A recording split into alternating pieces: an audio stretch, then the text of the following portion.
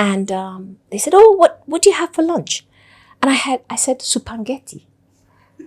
That's the way my mother said it. That's the way my mother said it. My mother said supangeti. We're having supangeti for lunch. I mean, that's the way she said it. And there's this kid saying, I have supangeti. They burst out laughing. I swear. Yeah.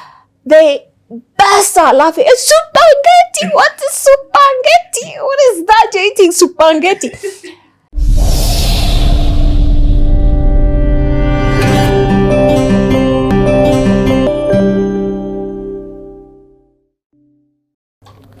I'm good.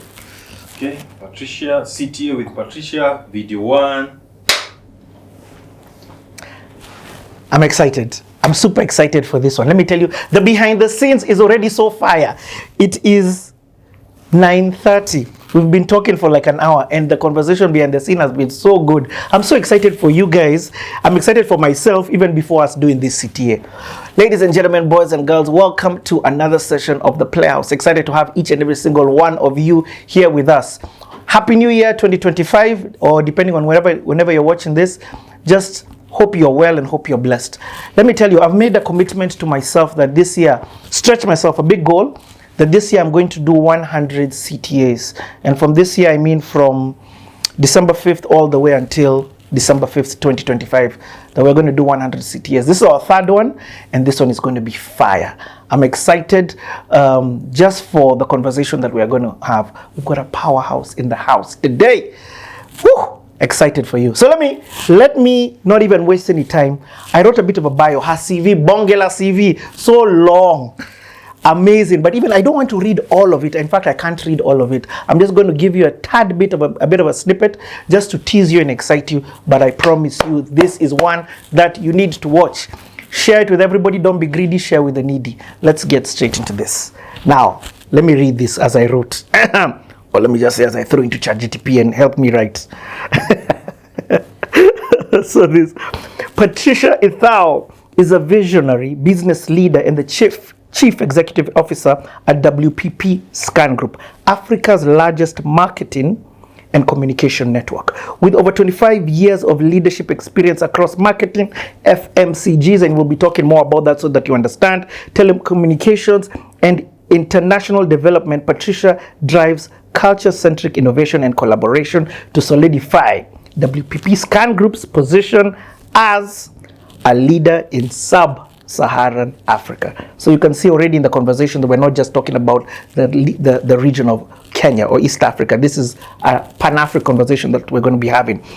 Patricia also serves as the chairperson of the Kenya Millennium Development Fund, overseeing critical economic reforms under the Millennial Challenge Fund MCC Threshold Program, and as a member of the board of trustees at M-Pesa Foundation, championing impactful initiatives in health, education, and environmental conversation. I'm going to skip a bit so that we can get into this, and I don't want to give you all of it. Some of it you're going to get within the story, but just for a bit of a history, Patricia previously held executive roles at L'Oreal East Africa, Stanford Seed, East African Breweries Ltd, and Unilever, where she delivered transformative brand strategies and regional growth initiatives. Her career reflects a commitment to innovation, sustainable growth, and empowering communities across Africa.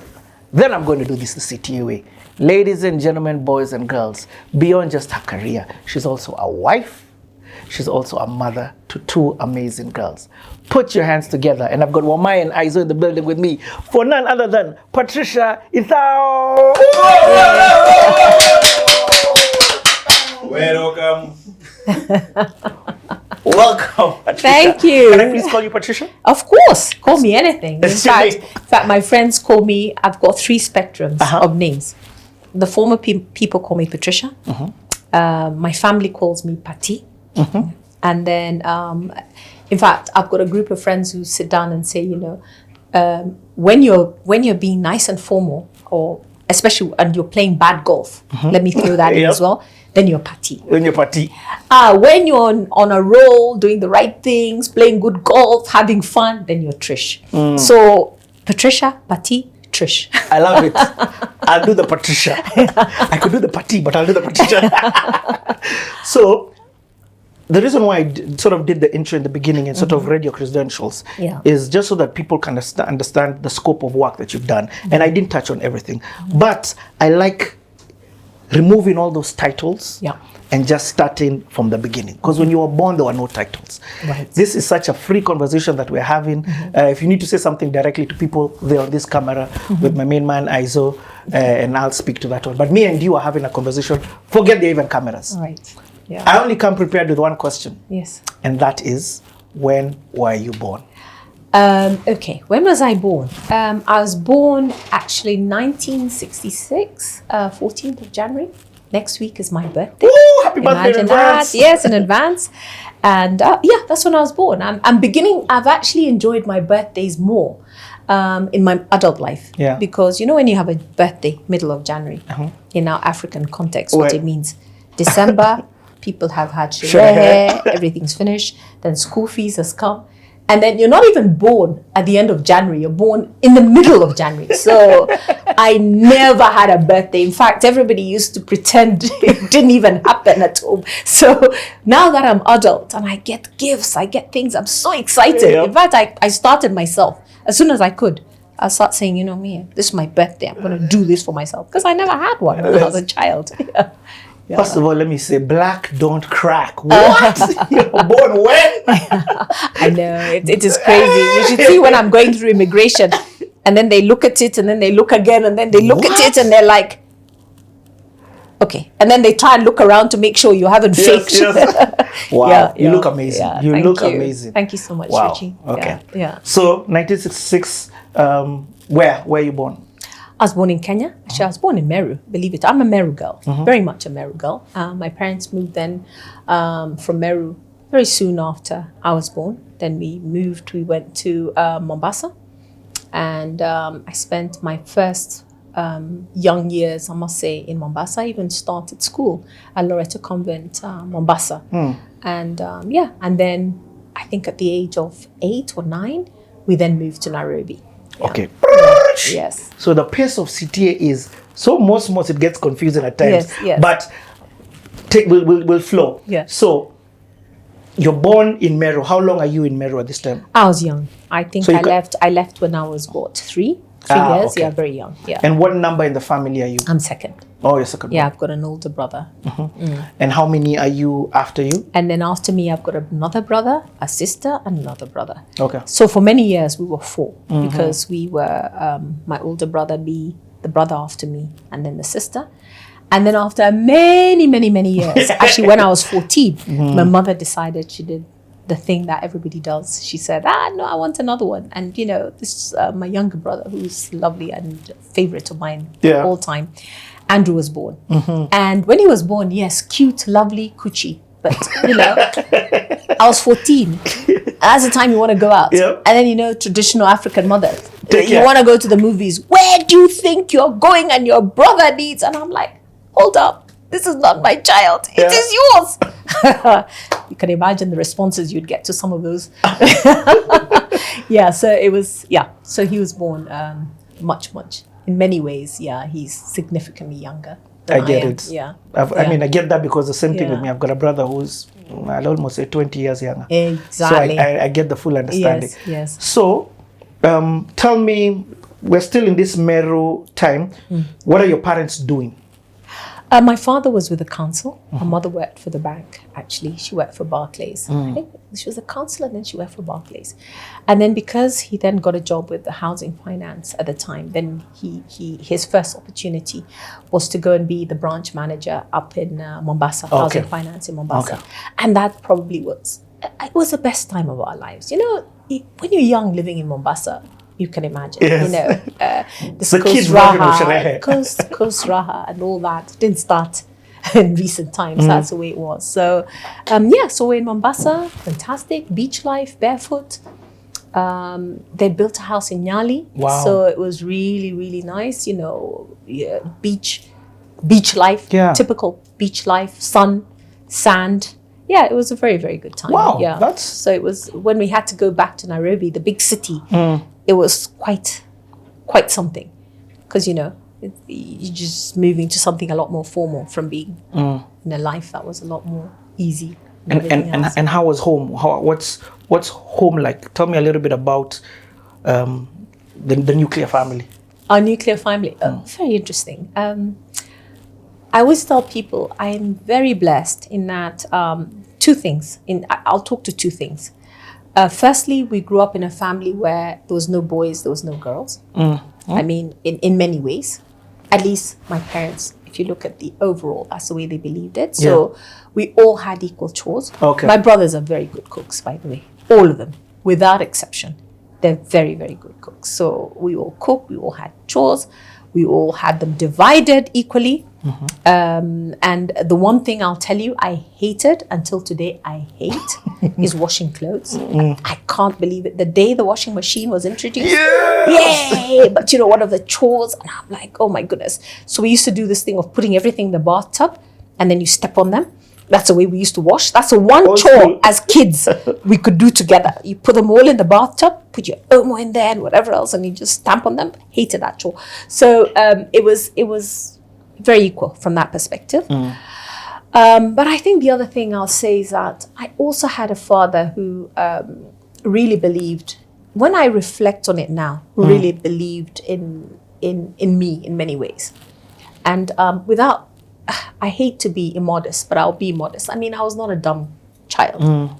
And he loved the fact that, when every African parent, actually any parent, love children who do well in school. We all know that. Yeah, true. So, the fact that, I do well and, he'd push it and support it. And it's right through my life. It's something that he constantly really supported. He was very affirming. From that, very affirming, very, very affirming. So that was different. My mother was a lot tougher. She was tough, merry woman. Whoa, disciplinarian. So my dad would be the one around the side who would allow us to do what we wanted. But you had two career parents in the house. So when you went to Mombasa, was your mom still? Yes, she was working. Okay. So actually, my mother, when I was young, left me. When I was born, she left because she was young when she had my brother. I think she must have been 19 or 20 or something, and when she married my father, and so she didn't really have a career. So then I was born, and my father, being the person he is, and now when you look back, that's when you realize he was a very affirming individual. She wanted to do a course. She wanted to do something. She wanted to have a career. So she went to Mombasa Secretarial College. Yes. Imagine coming from Meru all the way to Mombasa. And so she left me when I was a baby. Actually, it's my father with a nanny and whatever else who brought me up a lot of times. In fact, if you look at my arm, one of the things that I have is I used to wonder, what's happened to my arm? Why is it slightly discolored? As a baby, I actually burnt, because you're on your own, when I was a toddler or something like that. And I think there was water or something. And as a baby, how you reach, and it's whatever.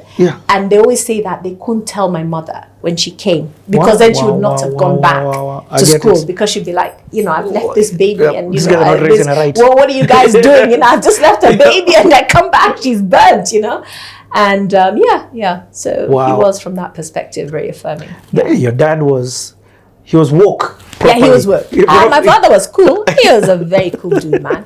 Very good looking, great dancer, very cool dude. Yeah. Okay, I'm understanding the soft life that you're having in Mombasa, in an essence. Yes. Yeah. So with CTA, let me just tell you what I do. Yes. Everything for me is like jigsaw puzzles scattered all over. Yeah. So like now there's a picture that we're sort of doing. So I take pieces. Now I'm understanding your home environment, because it shapes you a lot. Yes. So the second jigsaw puzzle that I like asking about is school. So I had you mention, did you go to kindergarten? Yes, I did. I went to kindergarten, lovely kindergarten. In Mombasa, a bit in Meru, went to Consolata. Look, I'm a convent girl through and through. The nuns shaped me from the day I started school to the time I finished my A-levels. For real? I was convent girl. So started with the Consolata kindergarten, and then when I was in Mombasa, Loreto Convent as well. Mombasa is where I went to. So school for me has always been then Valley Road when we initially came, and then I took Musangari. So I was always a convent girl. Yeah. And school and for I've me, had a couple of them here, and, yes. you fit the DNA. To be honest, there is something proper about yes, them. yes, they taught you proper things. Yes. You know, your knees had to be together. Yeah. Let's start there. Yeah. You know, you tell girls that, you know, it took so long for me to sit down, to sit even in trousers without my knees together, because, you know, we were taught you sit with your knees together, you sit up properly and everything else. You know, you see me all the time adjusting, you know, these type of things, because you're taught, you know, you have to be the modest, all these type of things. So that is how I was brought up by the nuns. Okay, so let's start first of all with the Mombasa time. Yes. So you join maybe class 1. Yes. Yes. How was that? It was good.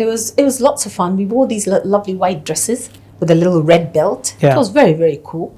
And I think Mombasa is probably the first time I started to understand. First of all, I had been in school in Meru. In fact, I tell this story, and I'll share it now. You know, this age, why would you care? You know, why should it matter? Just say it like it is. Say it like it is. Say it. And so I like all the guys. Yeah, and you've come from Meru, and you know, yes, the nuns are there, but they were Italian. So they had slightly more Italian than whatever. Yeah. Now you come to this convent where they're teaching you to speak properly, to talk properly, right? And I remember the first time when I arrived in the school and we're talking, and we had, you know, schools those days. I was lucky. I never went to the schools on maize and beans and things like that. You know, you should have the spaghetti and things like that. But now, nice. Yeah.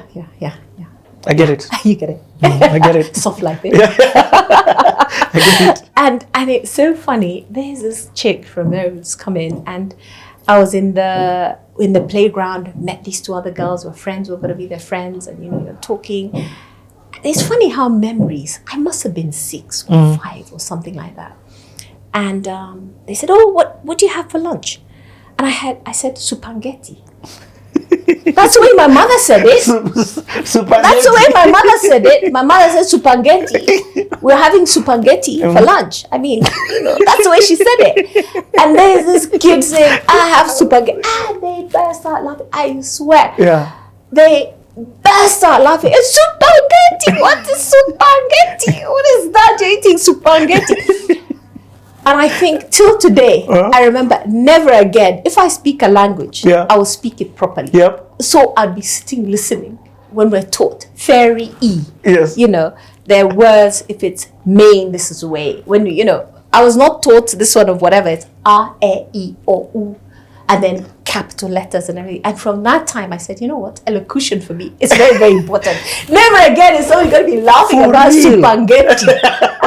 Come on. No, you know.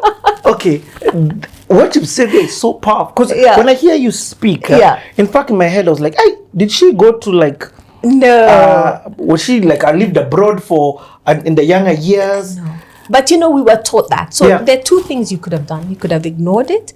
And that's why they say it's incredible how some things that happen to you when you're young stick with you. Yep. And even if you try and shake it off. Yep. You know, even if I try and change the way It's who I you talk, are. I can't. You can't. You know, I honestly and truly, I can't. Because if from the time you are 5, 6, you go back to sitting in that playground and all those kids laughing at you and saying supangeti, you know, you're like, I'm not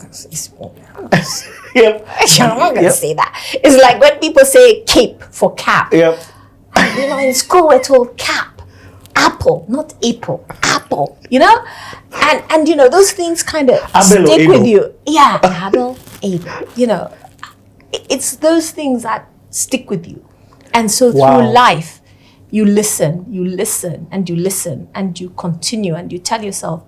Part of the reason why I battle with languages like French, for example, speaking it properly, you know, because for me, my brain says, if you're going to speak something, speak it proper. Speak it properly. Yeah.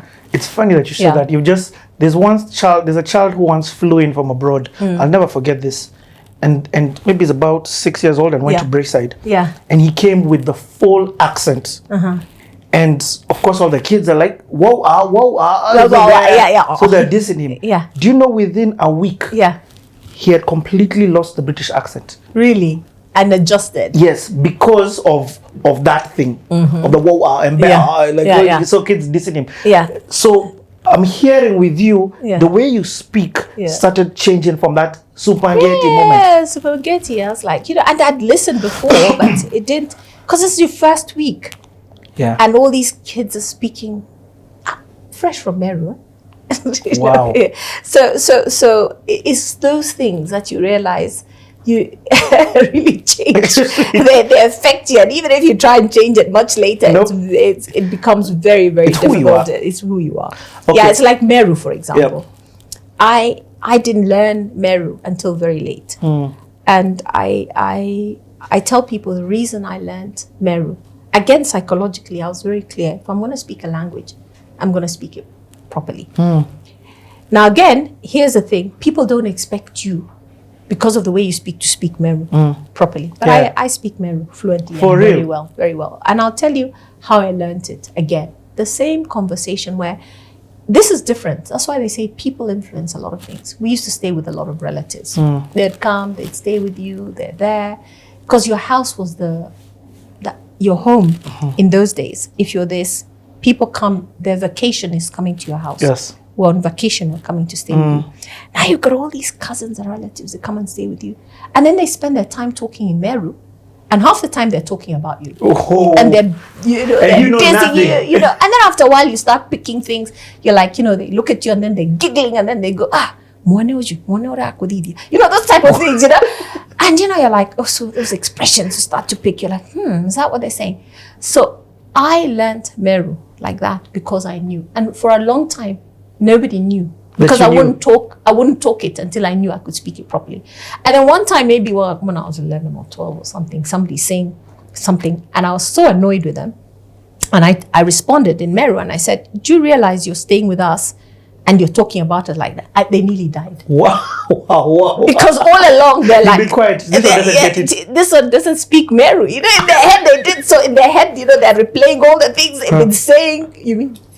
She's been understanding all this time. Fuck, I can't come here again. I can't. No, and so it's interesting. Did your folks then sound like they didn't speak Meru in the house?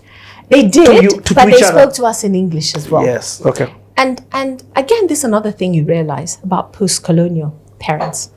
Post-colonial parents believe that first you take your children to these schools, the best schools, and at that time, the missionary schools in some form or the other. My mother went to school at Loreto Convent, liberal. So for her, Loreto Convent and the nuns were the thing. Those were the best. And indeed, they were the best schools for all intents and purposes. Then there was that mentality. Why do you think we're given 2 English names? And it's because the mentality is now you absorb all the colonial, everything of the colonialists. And part of that was also speaking English, vernacular. These traditions were not that great. So to them, speaking to you in English made sense, because in a sense it was affirming that you're moving on up. You're moving on up. Those type of things. So speaking Meru came a lot later, when they realized actually you need to learn the language, and we all forced ourselves to speak. Broken at first and whatever else, but I think now all of us, are fairly comfortable, in the language. Wow. Yeah, but people don't talk about that. Those post-colonial parents, it was not in their interest for their children to speak the vernacular. It was more in their interest for them to speak English. English. Even Swahili, remember, in our curriculum came much later. Yep. Yeah. Wow. You've given me such context to a lot of things. Yeah. I say even my grandparents, I spoke to them in English. Yes. Actually, till today, I speak to them in English. Yes. You get what I mean? Ask yourself, why? So, yeah. It's later on in life when I'm like, shucks, man. This was called it's a post-colonial thing. Whitewashing, yes. Okay. So you sound like you're a clever person in school. You sound like you're pretty sharp, as you were saying. Your dad even. So in this, we are in the Mombasa class 1, 2. You sound like you were clever. Did you read? Just tell me a little bit more about school. I was a reader. I was such a reader. I think I would read. Boy, oh boy, it was terrible. And then I had very poor eyesight. I became short-sighted when I was very young. So I wore glasses. Yeah. I think from the time I was 7 years old, and then I was very short, and I would read all the time. I'd read in bed. My mother would go to sleep. What are those books you keep reading? You know, What? I would be reading. Once I start a book, I would not put it down until I was finished. And this And then I think it may have affected, might have also made, who knows, I don't know, but I think it's genetic and everything else. And so I read a lot of books. You know, when you're kids, all those Enid Blyton, Yes. Nancy Drew, Famous Five, I would go through them like, you know, there's nothing I wouldn't read when I was young. And then I was blessed with a very good memory, which also helped. So, yeah, so I read a lot. I did read a lot. Oh, okay. Yeah, I'm one of those people who, if I sit somewhere, if I focus, like when I was young, I'll probably remember everything. In fact, I always say that it helped me and it became a gift when I was young. Now, as I got older, because I started to fight it. Because remember, when you want to be cool, you can't be clever. So Oh, now you yes. start pretending you're dumb, you know, so that you become a lot You more fit in, cooler, you fit in, you fit in. But the one gift I always used to say, you know, I could sit down and I could remember the moment when that was said, and that helped me. Wow. It really helped me a lot. So yeah. you were then, I mean, if Yeah. you were very sharp. Let's call I don't know if I was very sharp, but I think I had, I guess it's those gifts. I battle to speak to this thing. Yeah, but I was okay. Yeah. Okay. Yeah, I mean, I was a At top that time, student. education is- yes, CPE, I was number 3 student, Okay. actually. No, you're very sharp. Yeah. Let's just yeah. call a spade a spade. And Yeah, at that time, education is very important in Yes. terms of career growth. Yes, In yes. terms of, I'm not saying it's not important now, but Yeah. I'm just saying it's everything. Yes. At that time, and post-colonial parents, Yeah. that's what they're pushing. They're pushing education. Exactly. What Yeah. about, okay, now, friends? My friends were interesting. So I think I had a group of friends when I was young, and then when I came to Nairobi, I had another group of friends, you know, who I always sit down and say became very good friends for a long time. In fact, by the time I got to standard 7, which is where we stopped at the end of primary, we all had to be separated because everybody said, "Are we good for each other?" We're thick as thieves the whole time. Wow. We're, you know, but one of the people I always tell till today is who when I first came to Nairobi and I went to school here. How long were you in Mombasa? When just under 4 years, I think. Okay. The first standard to standard 3, maybe.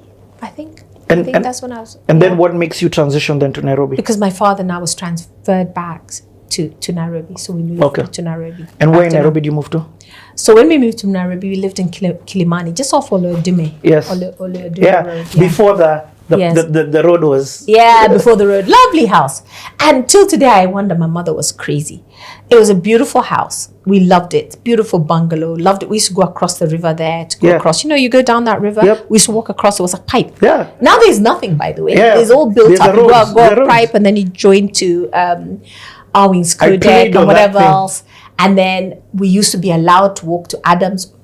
Great difficulty because Adams Arcade had that tunnel thing. You know Yes. that thing you could go in and Yep. go under, which after a Next to while, by Java. the time we became old, it just became smelt of piss because the place people used to go, all drunkards from Tumbos and wherever else, which was a famous bar there, which you recall. But as kids, it was fun. You used to go into that. You'd be allowed to walk. It's funny, we could walk those days, huh? Yeah. You could go and walk. In fact, the only time I stopped walking is when one child was knocked down on the road. I'll never forget. It was the most traumatic. The first time I'd heard of anybody being knocked on a road. And one child was knocked across the road. And from then, we were banned then by our parents from just walking across because you're like, oh, you know, it's dangerous. There'll be like 2 cars every 5 minutes on that road, you know. I mean, the world has really changed.